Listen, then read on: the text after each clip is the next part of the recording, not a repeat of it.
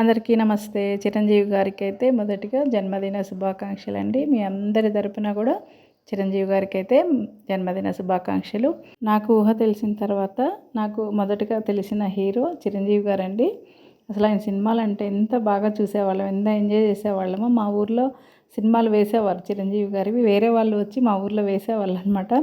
అప్పుడు టికెట్ వచ్చేసి 1 రూపీ అండి. మేము అసలు ఎంత బాగా చూసేవాళ్ళమో అసలు ఏం అర్థమయ్యేది కాదు.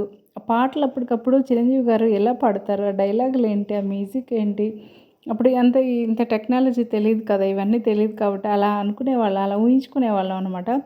నాకు తెలిసిన మొదటి హీరో చిరంజీవి గారండి. అలాగే నా మ్యారేజ్ అయిన కొత్తలో నేను ఫస్ట్ చూసిన సినిమా వచ్చేసి చూడాలని ఉంది అనే సినిమా చూశాను.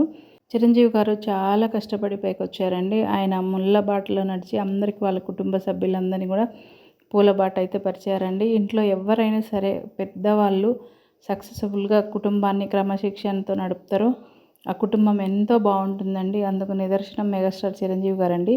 ఆయనకు మరొకసారి అయితే జన్మదిన శుభాకాంక్షలండి. ఆయన ఎప్పుడు కూడా ఇలాగే సంతోషంగా నిండు నూరేళ్ళు పుట్టినరోజు జరుపుకోవాలని మనస్ఫూర్తిగా కోరుకుంటున్నామండి. ఆయన ఇంకా మంచి మంచి సినిమాల్లో నటించాలని, మనందరినీ ఆనందపరచాలని కోరుకుంటున్నాను. అలాగే వాళ్ళ కుటుంబం అంతా కూడా సంతోషంగా ఉండాలి. చిరంజీవి గారిని ఆదర్శంగా తీసుకొని ప్రతి ఒక్కరు కూడా చాలా కష్టపడి పైకైతే రావాలండి. చిరంజీవి గారికి జన్మదిన శుభాకాంక్షలు.